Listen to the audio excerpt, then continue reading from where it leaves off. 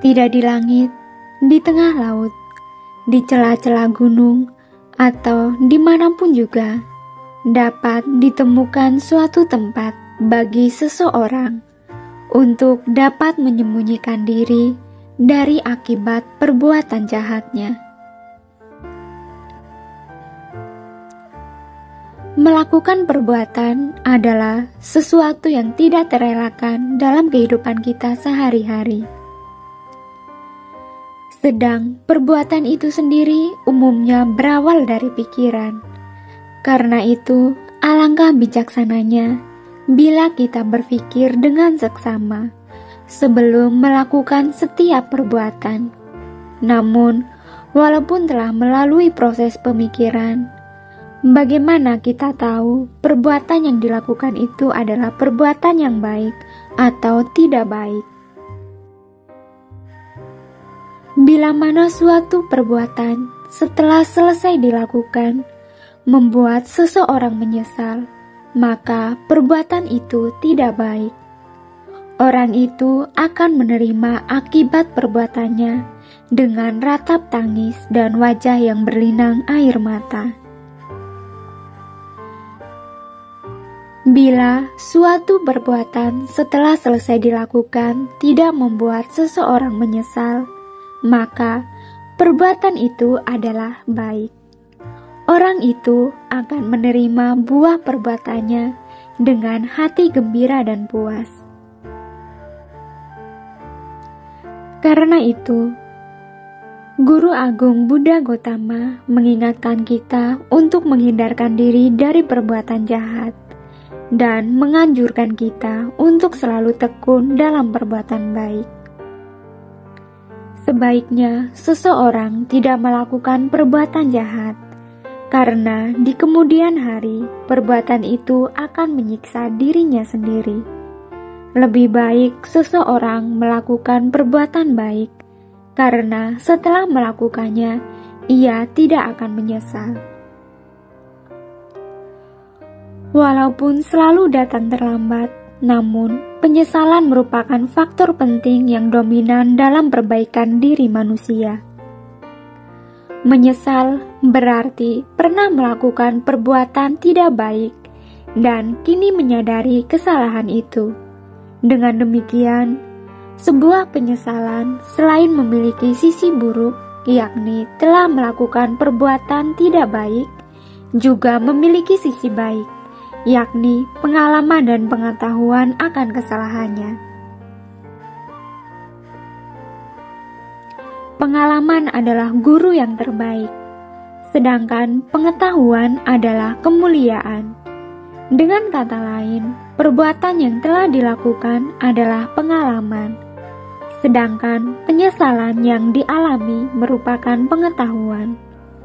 Pengalaman melakukan sesuatu yang tidak baik menghasilkan pengetahuan bahwa perbuatan tidak baik akan membawa penyesalan dan akibat buruk.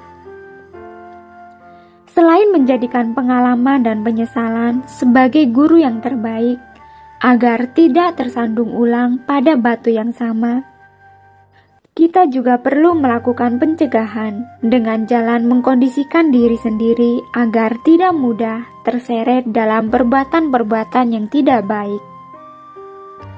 Mengkondisikan diri berarti menempatkan diri dalam lingkungan atau kelompok manusia bijaksana yang mendukung pengembangan dan pembinaan diri, serta menjauhkan diri dari kelompok manusia yang dapat mempengaruhi kita melakukan perbuatan jahat. Biarlah ia memberi nasihat, petunjuk dan melarang apa yang tidak baik. Orang bijaksana akan dicintai oleh orang yang baik dan dijauhi oleh orang yang jahat.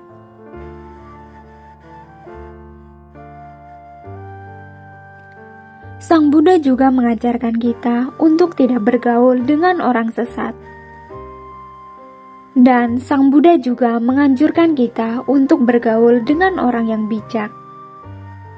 Ajaran Buddha ini juga seharusnya merupakan anjuran bagi kita untuk berusaha menjadi orang atau kelompok bijaksana yang membantu orang lain mengkondisikan diri agar selalu melakukan perbuatan baik. Tapi, bagaimana cara kita untuk mengenali, bahkan memotivasi diri agar menjadi orang bijaksana? Sang Buddha telah menguraikan di dalam Dhammapada, hendaklah orang selalu menjaga rangsangan jasmani. Hendaklah ia selalu mengendalikan jasmaninya. Setelah menghentikan perbuatan-perbuatan jahat melalui jasmani, hendaklah ia giat melakukan perbuatan-perbuatan baik melalui jasmani. Hendaklah orang selalu menjaga rangsangan ucapan. Hendaklah ia mengendalikan ucapannya. Setelah menghentikan perbuatan-perbuatan jahat melalui ucapan, hendaklah ia giat melakukan perbuatan-perbuatan baik melalui ucapan. Hendaklah orang selalu menjaga rangsangan pikiran. Hendaklah ia mengendalikan pikirannya. Setelah menghentikan perbuatan-perbuatan jahat melalui pikiran, hendaklah ia giat melakukan perbuatan-perbuatan baik melalui pikiran. Para bijaksana terkendali perbuatan, ucapan, dan pikirannya. Sesungguhnya mereka itu benar-benar telah dapat menguasai diri. Selain perlu adanya penyesalan, cara efektif untuk mencegah kita melakukan perbuatan jahat adalah dengan menerapkan hiri dan otapa. Hiri adalah rasa malu berbuat jahat, sedangkan otapa adalah rasa takut akan buah akibat dari perbuatan jahat. Orang yang telah melakukan kejahatan akan diliputi oleh rasa takut akan akibat dari perbuatan jahatnya itu. Rasa takut sesungguhnya adalah bagian dari pengalaman dan pengetahuan akan konsekuensi atau akibat dari perbuatan jahat.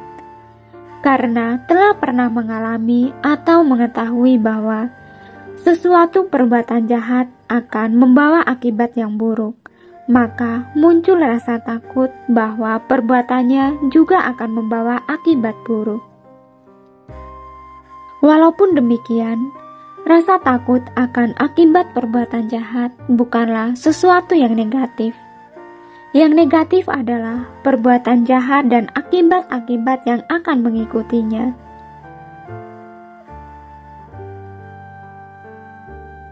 Justru rasa takut akan akibat perbuatan jahat dapat menjadi perisai diri agar tidak terjerumus dalam perbuatan jahat.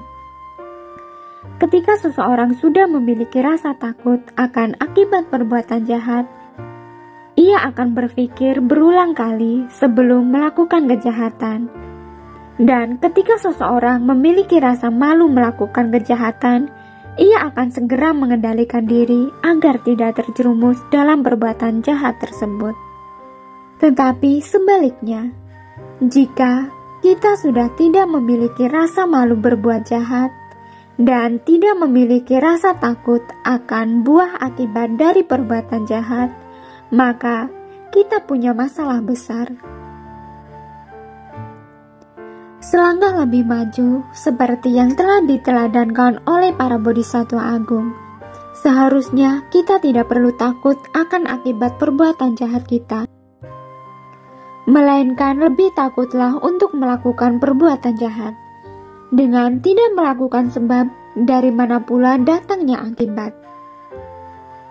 Terima kasih sudah menonton, semoga bermanfaat dan semoga Anda berbahagia.